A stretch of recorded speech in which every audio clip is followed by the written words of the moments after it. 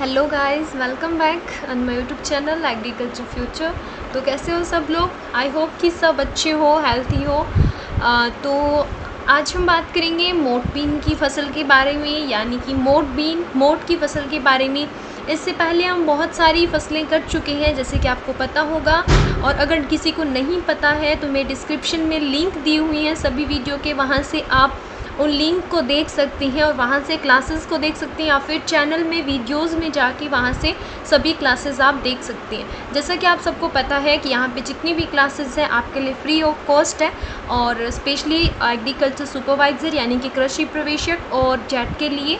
इसके साथ साथ एनिमल हस्बेंड्री भी चल रही है, और हमने सीरियल्स क्रॉप सभी कर ली हैं, और ये पल्सेस हैं यानी दाल वाली फसलें हैं जो चल रही हैं अभी। तो जैसे आपको पता है ये लाइव क्लास है आपके लिए। अगर आपको रेगुलर ऐसी क्लासेस चाहिए जिसमें आपके डाउट्स भी क्लियर हों, तो अभी आप मेरे चैनल को सब्सक्राइब कर सकते हैं एग्रीकल्चर फ्यूचर को। जैसे ही 500 प्लस मेंबर हो जाएंगे, मैं आपको जीके की क्लासेस भी फ्री ऑफ कॉस्ट दूंगी। तो मोठ बीन के बारे में बात करते हैं। मोठ बीन जो है, इसका वानस्पतिक नाम क्या है? विग्ना अकोंटिफोलिया। इनके वानस्पतिक नाम, इनकी फैमिली, उत्पत्ति स्थान यानी कि ओरिजिन प्लेस, इनकी उत्पत्ति कहाँ पे हुई, ये चीज़ें जो है ये एग्ज़ाम में पूछी जाती है। तो वानस्पतिक नाम क्या है? विग्ना अकोंटिफोलिया। ओके, फिर हम बात करेंगे कुल की यानी फैमिली की। तो फैबेसी या फिर लेग्यूमिनेसी। लेग्यूमिनेसी को ही फैबेसी बोलती हैं। तो लेग्यूमिनेसी आए चाहे ऑप्शन में फैबेसी आए, दोनों ही राइट आंसर हो रहेंगे आपके। ओरिजिन प्लेस यानी कि उत्पत्ति स्थान की बात करें तो इसका उत्पत्ति स्थान कौन सा है?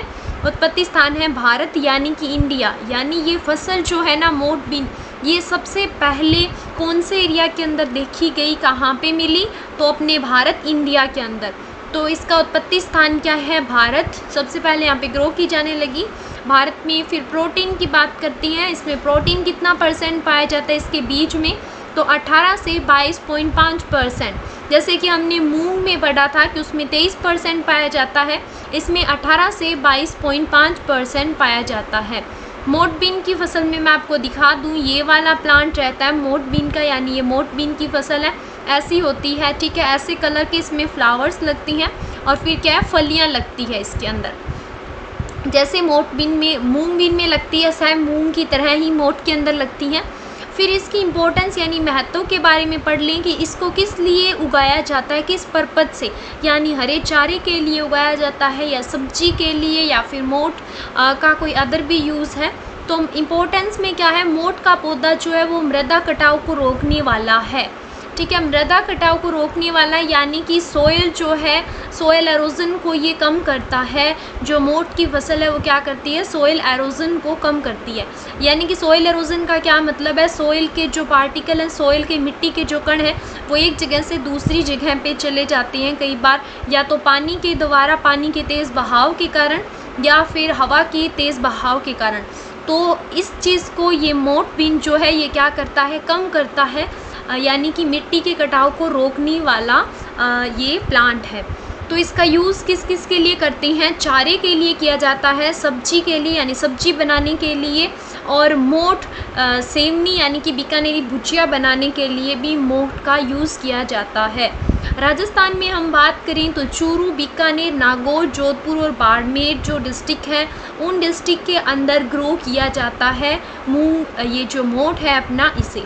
फिर हम क्लाइमेट की बात करें, यानी कि कैसी जलवायु की आवश्यकता है। जैसे कि सभी को पता है कि कोई भी क्रॉप है, कोई भी किसी भी क्रॉप को ले लो, तो उसमें क्या रहता है कि एक पर्टिकुलर क्लाइमेट यानी जलवायु की आवश्यकता होती है। वो उसी जलवायु या उसी पर्टिकुलर क्लाइमेट के ये अंदर क्या होता है, हमें ज़्यादा प्रोडक्शन देता है। यानी कि उसे एक ऐसी कंडीशन में, जिस कंडीशन में वो सर्वाइव कर सके, जिस कंडीशन में वो अच्छे से अपने को प्रोडक्शन दे सके, ऐसी जलवायु में ही उसे ग्रो करना चाहिए। जैसे हम खरीफ की क्रॉप को रबी में ग्रो नहीं कर सकते, और रबी की क्रॉप को हम खरीफ में ग्रो नहीं कर सकते।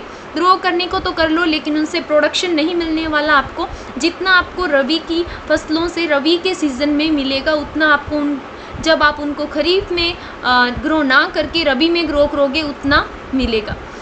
तो हम वार्म क्लाइमेट यानी कि इसको गर्म जलवायु की आवश्यकता होती है। गर्म जलवायु का पौधा है ये, और सूखा सहन करने की क्षमता इसकी ज़्यादा होती है। और तापमान की बात करेंगे तो 25 से 30 डिग्री सेल्सियस जो तापमान है, यानी कि जब हम फसल को ग्रो करते हैं तो 25 से 30 डिग्री सेल्सियस के बीच अगर टेम्परेचर रहेगा तो कोई प्रॉब्लम नहीं है।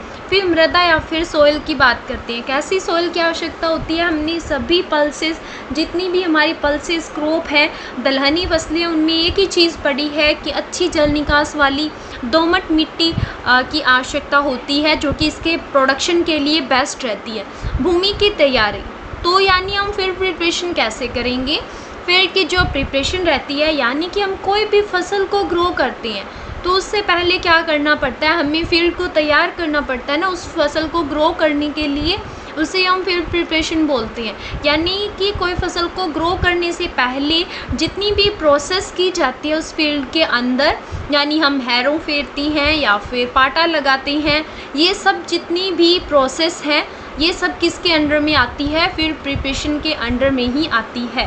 तो फर्स्ट जुताई कब करेंगे? मिट्टी पलटने वाले हल से इसकी फर्स्ट जुताई करेंगे और फिर यानी कि कल्टीवेटर से जुताई कल्टीवेटर लगा के उसके बाद में क्या करेंगे? पाटा लगा देंगे, जिससे कि क्या होगी, हमारी जो सोइल है वो क्या होगी? बिल्कुल समतल हो जाएगी। ओके, तो इस प्रकार से पूरा हमारा फील्ड तैयार हो जाएगा। उसके बाद में हमें कौन सी वैरायटी को ग्रो करना चाहिए या फिर कौन कौन सी वैरायटीज़ हैं जो कि मोट की है और रिलीज़ की गई है, तो कौन कौन सी है? RMO 40।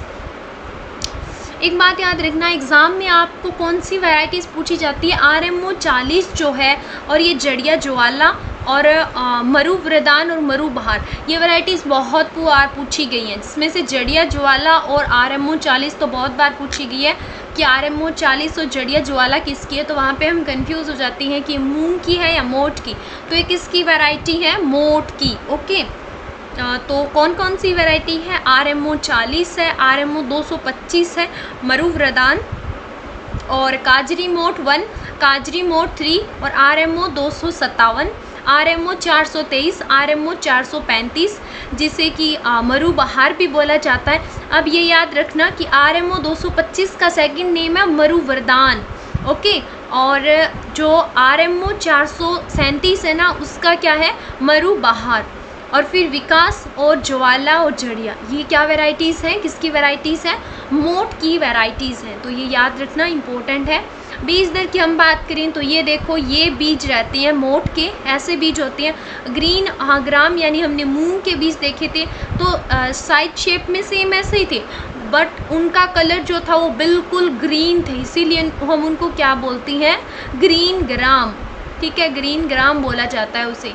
और ये देखो थोड़े थोड़े ब्राउन या फिर लाइट ग्रीन कलर के हैं। तो बीज दर का क्या मतलब है? यानी हमें 1 हेक्टेयर, हमारे पास 1 हेक्टेयर ज़मीन है, ये हम एग्जांपल ले रहे हैं, कितनी भी हो, चाहे 1 हेक्टेयर ज़मीन है, तो हमें ये एक आइडिया होना चाहिए। हम कोई भी काम करते हैं तो पहले हमारे पास आइडिया होना चाहिए कि हम उस काम को कैसे करेंगे, उस काम को करने के लिए हमारे पास क्या क्या चीज़ें होनी नेसेसरी है, किन किन चीज़ों की आवश्यकता हमें वहाँ पे रहने वाली है।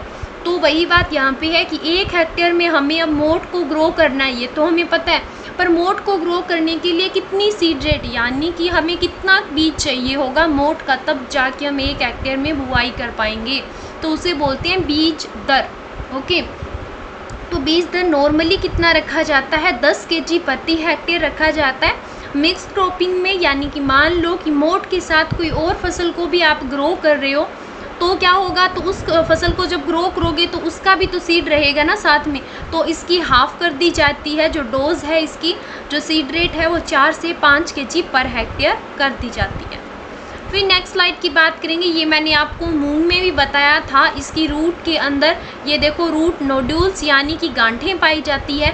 जितनी भी दलहनी फसलें हैं उनका ये एक मेन फीचर है कि उनके अंदर क्या रहता है, उनकी जड़ों में गांठें पाई जाती है, जिसके कारण वो क्या करती है? नाइट्रोजन का फिक्सेशन करती है, यानी जो नाइट्रोजन वातावरण के अंदर है उसको क्या करती है? सोइल के अंदर स्टोर करके, फिक्स करके वहाँ पे छोड़ देती है। ठीक है, यानी कि स्थिरीकरण करती है नाइट्रोजन का, ये इनका मेन फीचर रहता है। जितनी भी लेग्यूमिनेसी फसलें हैं ना दाल वाली, जैसे कि ग्राम हो गया, पी हो गई, ग्राम, पी के अलावा अपना मोठ बीन है, मूंग बीन, ये सभी क्या है? हमारी दलहनी फसलें हैं, तो इनका ये मेन फीचर रहता है। तो बीजोपचार यानी कि कोई भी फसल है उसको ग्रो करने से पहले हम क्या करेंगे, उसका जो बीज है, जो सीड है, उसको हम ट्रीट करेंगे। उस पर केमिकल्स लगाए जाती हैं जिससे कि क्या हो, उनमें कोई रोग या फिर कोई पेस्ट वगैरह हो तो वो फील्ड में उसे इफ़ेक्ट ना करे, उस फसल को प्रभावित ना करे, उससे हमें कोई भी लॉस ना हो। उसके लिए हम पहले से ही बीज को बोने से पहले क्या कर देते हैं, ट्रीट कर देते हैं,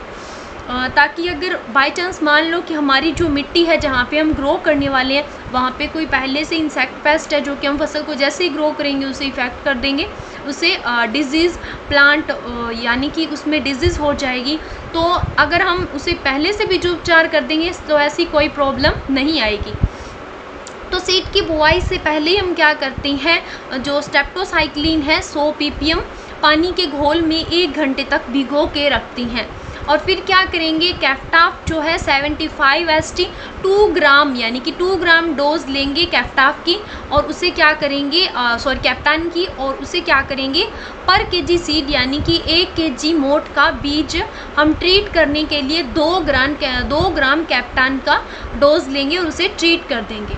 फिर हम राइजोबियम कल्चर की बात करें, ये सभी लेग्यूम क्रॉप के अंदर किया जाता है ये कल्चर, ये बहुत ही इम्पोर्टेंट है। तो राइजोबियम कल्चर में क्या रहता है, 1 लीटर पानी लिया जाता है और 250 ग्राम गुड़ लिया जाता है, और इन दोनों को अच्छी तरह से क्या करते हैं, हम बॉयल करते हैं यानी उबाला जाता है, गर्म किया जाता है, फिर इसे ठंडा होने देते हैं। ये जो मिक्सचर बनेगा ना, इसे ठंडा होने देते हैं, और जैसे ही ये मिक्सचर ठंडा हो जाएगा तो हम क्या करेंगे, इसके अंदर 600 ग्राम कल्चर मिला देंगे। राइजोबियम कल्चर बनाने के लिए कल्चर आता है मार्केट से, तो उस कल्चर को हम क्या करेंगे, इसके अंदर ये जो हमने ठंडा किया था मिक्सचर, इसके अंदर मिक्स कर देंगे, और फिर क्या करेंगे, हम बीज को उपचारित करेंगे, मतलब जो बीज है हमारा उसके ऊपर लगा देंगे इस पूरे मटेरियल को जो हमने अभी बनाया है। ठीक है, तो फिर हम बात करेंगे टाइम ऑफ सोविंग की, यानी कि बुआई कब करनी चाहिए। जो मोठ है उसकी बुआई कब करनी चाहिए, किस टाइम में करनी चाहिए, कौन से मंथ में करनी चाहिए, ताकि हमें इससे प्रोडक्शन अच्छा मिले। तो जैसे ही रेनी सीज़न यानी बरसात का मौसम शुरू हो, बरसात का सीज़न आए, बरसात होनी शुरू हो, तब से लेके 15 अगस्त, क्योंकि यही रहता है जून से अगस्त का मंथ। ठीक है, तो इस बीच के अंदर क्या करेंगे, हम इसकी बुआई कर देंगे मोठ की। कतार से कतार और पौधे से पौधे की दूरी, जैसे आपने लिखा हुआ ऐसे लिखा हुआ आता है कि R/P, मोठ के अंदर बताओ कितना रखा जाता है। इसका मतलब है कि कतार से पौधे की दूरी कितनी, यानी कतार से कतार की दूरी और पौधे से पौधे की दूरी कितनी रखती हैं। तो कतार से कतार की दूरी कितनी रखी जाती है, 45 सेंटीमीटर, पौधे से पौधे की दूरी 15 से 20 सेंटीमीटर। अब कतार और ये प्लांट वाला क्या फंक्शन है, तो इसमें क्या रहता है, जैसे कि ये सभी क्या है, ये सभी प्लांट लगे हुए हैं, ये अपनी पहली रो है, ये कौन सी है, second row.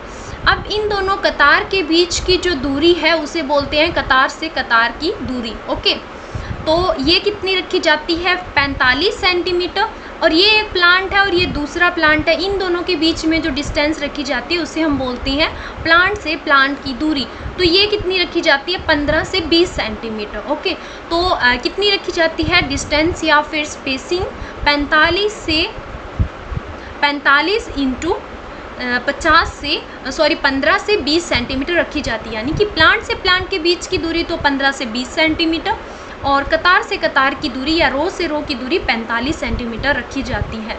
Manure and fertiliser की बात करें कि खाद और बीज की मात्रा क्या रखनी चाहिए, कितना इनके अंदर मैन्योर और फर्टिलाइज़र देना चाहिए। तो मोठ क्या एक दलहनी फसल है, पल्सेस फसल है, तो जितनी भी पल्सेस फसल है, दलहनी फसलें, उनको नाइट्रोजन की रिक्वायरमेंट कम ही रहती है, बिकॉज वो तो खुद नाइट्रोजन फिक्सेशन का काम करती है, उनके पास ऑलरेडी बहुत नाइट्रोजन होता है।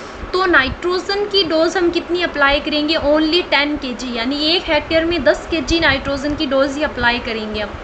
फॉस्फोरस की कितनी अप्लाई करेंगे, 30 kg, यानी कि 30 kg 1 हेक्टेयर में अप्लाई करेंगे, यानी कि 10 किलो नाइट्रोजन और 30 kg फास्फोरस 1 हेक्टेयर में हम इतना फर्टिलाइज़र डालेंगे। फिर इरिगेशन यानी कि सिंचाई की बात करें तो सिंचाई कितनी देनी चाहिए, अगर वर्षा ना हो यानी कि बारिश नहीं हुई है तो हमें 1 से 2 हल की सिंचाई करते हैं।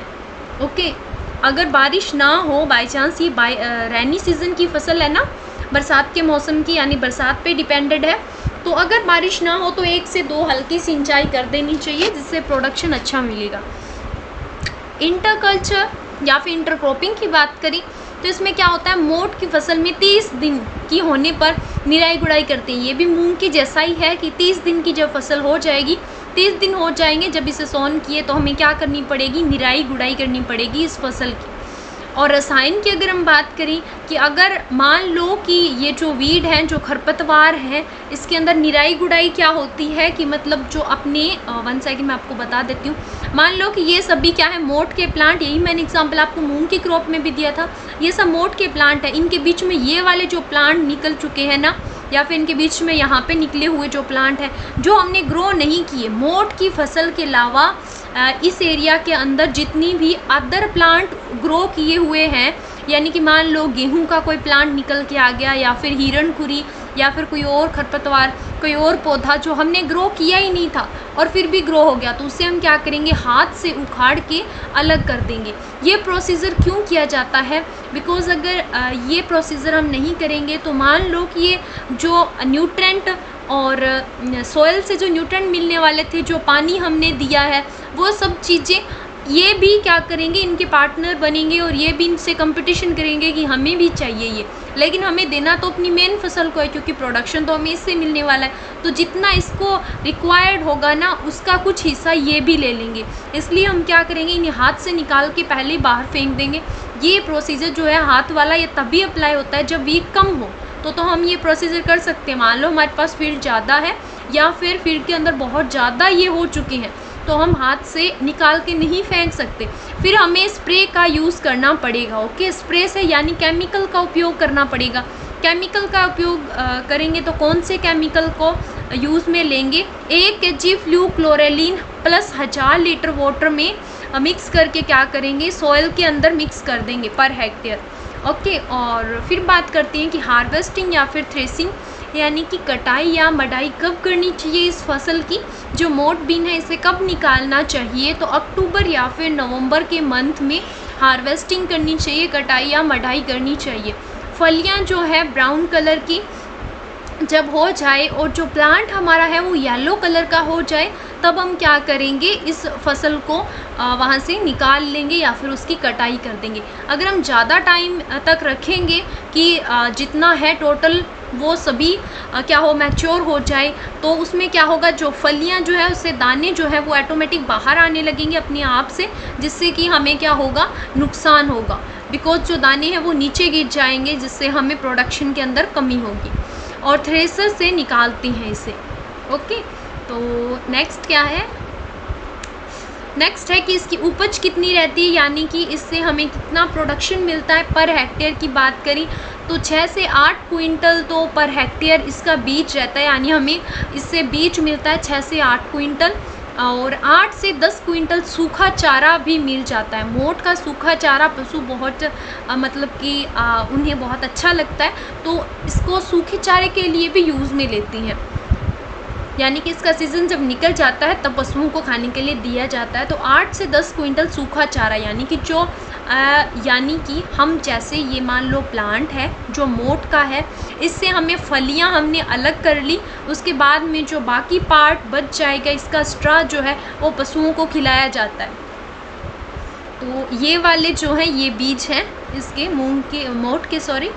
तो आज की वीडियो में इतना ही, मिलते हैं नेक्स्ट वीडियो में। जैसे कि आपको पता होगा सभी वीडियोस आपके लिए फ्री ऑफ कॉस्ट रह रही है, तो जितना ज़्यादा हो सके आप चैनल को सब्सक्राइब करें और अपने दोस्तों के साथ शेयर करें, क्योंकि मैं रेगुलर क्लासेस ले रही हूँ आपकी। हमने जितनी भी क्रॉप्स थी सबको कवर कर दिया है, और अगर आप मुझे कोई भी अलग टॉपिक के लिए सजेस्ट करना चाहते हो कि आपको इस टॉपिक पे क्लास चाहिए, तो आप मुझे कमेंट बॉक्स में या फिर चैट बॉक्स में बता सकते हो कि आपको कौन से टॉपिक पे क्लासेस चाहिए, ताकि मैं उसके अकॉर्डिंग आपके लिए मैटर तैयार कर सकूँ। तो thanks for watching my video. मिलती हैं नेक्स्ट वीडियो में, जल्दी मैं नेक्स्ट वीडियो लेके आऊँगी, और ज़्यादा से ज़्यादा पार्टिसिपेट किया करो। अगर आपका रिस्पॉन्स अच्छा रहेगा, आप भी इसके अंदर इंटरेस्ट शो करोगे, तो मैं आपके लिए लाइव क्विज़ लेके आऊँगी। तो thanks for watching my video, मिलते हैं जल्दी।